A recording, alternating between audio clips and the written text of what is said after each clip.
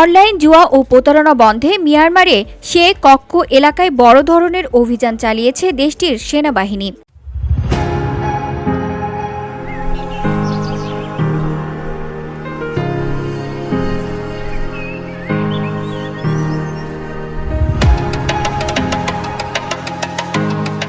থাইল্যান্ডের সীমান্তে অবস্থিত এই এলাকা থেকে চক্রের সঙ্গে জড়িত প্রায় ৩৪৬ জন বিদেশি নাগরিককে আটক করা হয়েছে।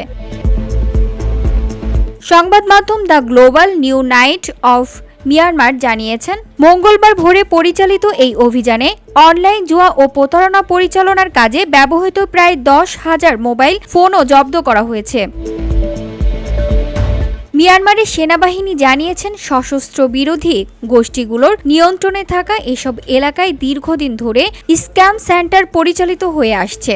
সম্প্রতি বিদ্রোহী বাহিনীকে হটিয়ে ওই অঞ্চলের নিয়ন্ত্রণ নিয়েছে সেনাবাহিনী। এর ধারাবাহিকতায় এমন অভিযান শুরু হয়েছে।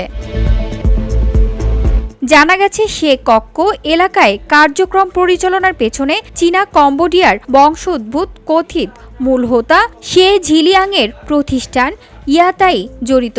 শে ঝিলিয়াং ২০২২ সালে থাইল্যান্ডে গ্রেফতার হন এবং গত সপ্তাহে তাকে চীনে প্রত্যর্পণ করা হয়েছে। তার বিরুদ্ধে অনলাইন জুয়া ও প্রতারণার অভিযোগ রয়েছে। তাই কোম্পানি ইয়াতাই আগে থেকেই যুক্তরাজ্য ও যুক্তরাষ্ট্রের নিষেধাজ্ঞার আওতায় ছিল।